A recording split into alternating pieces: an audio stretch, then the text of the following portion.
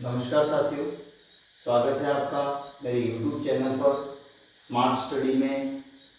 अभी अपन smart study में मानव रोगों के बारे में पढ़ रहे हैं। उसी क्रम में एक रोग आ रहा है जिसका नाम है एड्स। एड्स को बहुत ही घातक रोग माना जाता है और एड्स स्वयं एक रोग नहीं होकर के यह दूसरे शरीर की प्रतिरक्षा को कमजोर करने वाला रोग होता है। अब यहाँ पर आपको सबसे पहले ध्यान रखना है, इस रोग की खोज 1981 में गोटलीब नामक वैज्ञानिक ने की थी। ये याद रखना है पहली बात। इसकी थोड़ी सी हिस्ट्री को समझ लें अपन। गोटलीब नामक वैज्ञानिक ने की थी और इसकी पहचान सबसे पहले निमोनिया के रूप में हुई थी।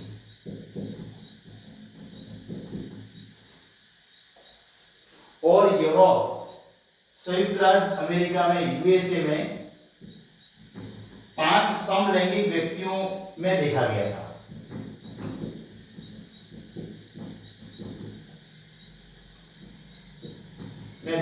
था। ये इसके बारे में कुछ मोटी मोटी जानकारी है। इसका पूरा नाम एड्स एक्वायर्ड इम्यूनो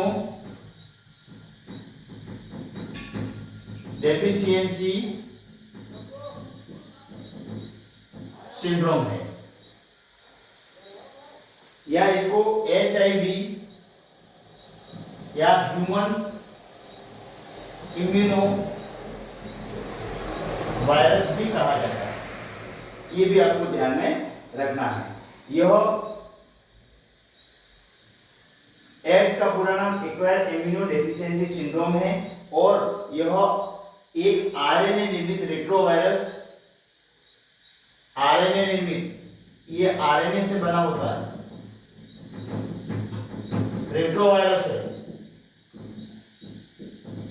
ये आपको ध्यान में रखना है। तो ये मोटी मोटी उसके बारे में कुछ जानकारी मैंने आपको बता दी। 1981 में गोटलीब ने इसकी खोज की थी और यह निमोनिया के रूप में इसको खोजा गया था। दूसरी बात, दुर्लभ प्रकार के निमोनिया के रूप में इसको खोजा गया था और यूएसए में 5 समलैंगिक व्यक्तियों में इसको देखा गया था।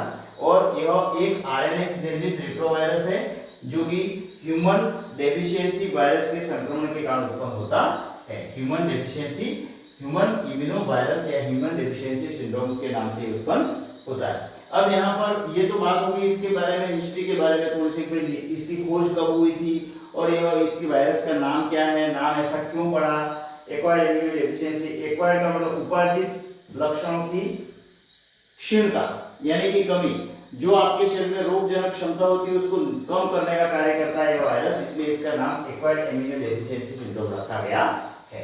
अब यहाँ पर इसके बारे में दूसरी जानकारी अपन लेते हैं। जैसा कि आप इसके बारे में आपने बहुत सी बातें सुन रखी होंगी, लेकिन इसकी जो मुख्य संरचना होती है वो किस तरह से होती है देखिएगा। ये HIV का एक वायरस है जिसको अपन इस तरह से बना सकते हैं। यहाँ पे इस तरह से आप थोड़ा सा इसको देख लीजिए। जो मोटा मोटा जानकारी है वो मैं बता रहा हूं आपको। ये HIV का वायरस है, इसमें ये इस तरह से खंड बने होते हैं और आपको मालूम है कि यह आरएनए वायरस है। ये कौन सा वायरस है? आरएनए वायरस है। और बीचों बीच यहां पर इस तरह से 2 प्रकार के टुकड़े इस तरह से बने हुए होते हैं। देखिए ये इसमें 2 फॉस्फोलिपिड लिपिड के आवरण होते हैं जिसको GP41 और GP41 और GP120 कहा जाता है। देखिएगा इसमें इस तरह से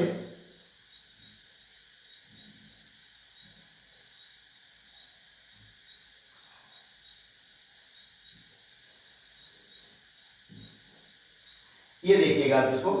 उसके बाद यहां पर ये GP41 और ये GP120 दो फास्फोलिपिड के आवरण होते हैं, ये अंदर की ओर होता है Gp41 और Gp120 बाहर की ओर होता है। यहां पर रिवर्स ट्रांसक्रिप्टेज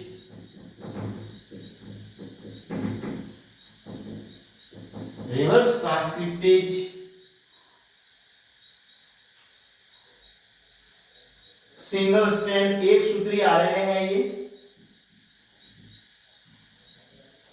एक सूत्री आरएनए है और ये P24 स्तर ये P24 और अंदर की ओर जो होता है इसको P17 कहा जाता है। अब ये एचआईवी वायरस की स्ट्रक्चर है, एचआईवी वायरस की संरचना है। अब यहाँ पर संरचना में अगर इसकी बात की जाए तो एनसीईआरटी की बुक के अनुसार अपन पढ़ रहे हैं, एचआईवी की सतह पर चारों ओर फास्फोलिपिड की दो परतें होती है, जैसा कि देखा हुआ आपके फास्फोलिपिड की दो परतें होती हैं, ये दोनों फास्फोलिपिड हैं, आवरण है Gp41 अंदर की तरफ और Gp120 ये फास्फोलिपिड है। फास्फोलिपिड की दो परतें पाई जाती है जिसको Gp20 बाहर की ओर और Gp41 अंदर की ओर होती है। फास्फोलिपिड की दो इस विषाणु के अंदर में एक सूत्री आरएनए के दो अणु पाए जाते हैं, ये सिंगल स्ट्रैंड आरएनए होता है, ये वाला बीच सेंटर भाग में इसके सिंगल स्ट्रैंड आरएनए, इसके दो टुकड़े पड़े होते हैं, देखिए यहाँ पे दो टुकड़े पाए जाते हैं, दो सूत्र होते हैं और रिवर्स ट्रांसक्रिप्टेज अणु पर ये जो अणु दिख रहा है आपको इसको रिवर्स ट्रांसक्रिप्टेज अणु कहा जाता है, जो कि ये एक क्षमता रखता है कि किसी भी व्यक्ति के आरएनए से जुड़ करके वो नया बहुगुणन कर सकता है, नए ये वायरस बना सकता है। ये रिवर्स ट्रांसक्रिप्टिव जो वो लगा होता है, एंजाइम होता है। उसके बाद आरएनए अणुओं को घेरते हुए दो प्रोटीन आवरण होते हैं, देखिए यहाँ पर आरएनए अणु को घेरते हुए दो प्रोटीन आवरण है, एक तो P24 ठीक है, आंतरिक आवरण होता है उसको P24 कहते हैं और बाहर जो आवरण होता है उसको P17 कहते हैं। ये दो आवरण पाए जाते हैं और यह एचआईवी रिवर्स ट्रांसक्रिप्टेड एंजाइम की सहायता से आरएनए से डीएनए का संश्लेषण कर सकता है और उसको उसमें भी दो प्रकार के विभेद पाए जाते हैं, जिसको HIV1 HIV2 कहा जाता है और HIV1 और HIV2 ये इसके भी दो प्रकार होते हैं और HIV2, लेकिन अभी जो है वो HIV1 ही संक्रमण कर रहा है, मुख्य रूप से संक्रमण फैलाने का काम करता है। तो यहाँ पर ये जो एड्स का जो वायरस होता है उसकी संरचना के बारे में थोड़ा सा मैंने आपको बता दिया, आप ध्यान से एक बार और देख लीजिए। ये जो एचआईवी का वायरस होता है वो वायरस है, इसका मतलब ये आरएनए से बना हुआ होता है। इसके बाहर की ओर फास्फोलिपिड की दो परतें पाई जाती है, देखिएगा ये फास्फोलिपिड के अंदर की ओर 10वीं परत है और ये फास्फोलिपिड के बाहर की परत है जिसको Gp120 और Gp41 कहा जाता है। उसके बाद इसके केंद्र भाग में एक सूत्री आरएनए है, ये सिंगल स्ट्रैंड आरएनए है। अगर डीएनए की संरचना देखें तो इस तरह से होती है, लेकिन ये सिंगल स्ट्रैंड आरएनए जो होता है उसके दो टुकड़े पाए जाते हैं, ये एक सूत्री आरएनए के दो टुकड़े पाए जाते हैं और एक सूत्री आरएनए के दो टुकड़े पाए जाते हैं। तो इसके सिरों पर रिवर्स ट्रांसक्रिप्टेज नामक एंजाइम लगे होते हैं, रिवर्स ट्रांसक्रिप्टेज नामक एंजाइम लगे होते हैं, ठीक है। अब रिवर्स ट्रांसक्रिप्टेज नामक एंजाइम जो होते हैं उसकी सहायता से यह किसी भी व्यक्ति की कोशिका के अंदर पाए जाने वाले आरएनए को डीएनए में कन्वर्ट कर सकता है और ये बहुगुणन कर सकता है। इसके बाद ये जो एकल सूत्री आरएनए जो होता है उसके बाहर प्रोटीन के दो आवरण होते हैं जिसमें अंदर की ओर P24 और बाहर की ओर P17 नामक प्रोटीन होते हैं। तो ये उसकी संरचना है जो आपके बारे में आपके दिमाग में बैठा रखनी है अच्छी तरह से। ये मुख्य रूप से अगर आपको माइनर स्टडी करनी है नीट के बारे में, नीट के क्वेश्चन पेपर उठा के देख लीजिए आप, सीबीएसई के पेपरों में इस तरह के क्वेश्चन आते हैं कि एक सूत्री जो आरएनए होता है उसके अंदर कितने टुकड़े होते हैं आरएनए के, या फिर आप इसके अंदर कौन सा एंजाइम लगा होता है उसके बारे में आपको पूछा जा सकता है। तो इसको रिवर्स ट्रांसक्रिप्टेज एंजाइम कहा जाता है। और इस एंजाइम और ये जो पूरा एक सूत्री आरएनए होता है उसको दो प्रकार के प्रोटीन घेरे रहते हैं, बाहर की ओर जो होता है उसको P17 कहते हैं और अंदर की ओर जो प्रोटीन होता है उसको P24 कहा जाता है। अब ये तो हो गया उसकी स्ट्रक्चर। अब अपन उसके बारे में नेक्स्ट स्टडी करेंगे। ये तो उसकी संरचना हो गई कि आरएनए कैसा होता, सॉरी एड्स का विषाणु कैसा होता है, वह आरएनए से बना हुआ होता है, वो तो अपन जानते हैं, लेकिन आरएनए से वो किस प्रकार बनता है, किस इसके अंदर कौन कौन से भाग और पाए जाते हैं, इसके बारे में अपन ने पढ़ा। अब बात आती है यहाँ पे रोग का संचरण, यह फैलता कैसे है। तो रोग का संचरण सामान्यतः रक्त के आधार से या असुरक्षित यौन संबंधों से या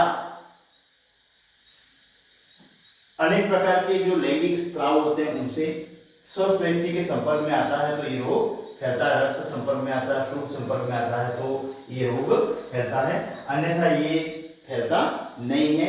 इसके रोगी को अपन समाज से बायकॉट नहीं कर सकते हैं, उसके साथ बैठने से, खाने से, उसके हाथ मिलाने से इसका संक्रमण नहीं फैलता है, तो ये आपको ध्यान रखना है। यह छूत का रोग नहीं है, इसका टॉयलेट और इसके उपयोग करने से एड्स का कोई खतरा नहीं होता है, तो इसके बारे में ये थोड़ी सी जानकारी अपन ने दे दी, संचरण कैसे होता है और एड्स का विषाणु किस तरह से कार्य करता है।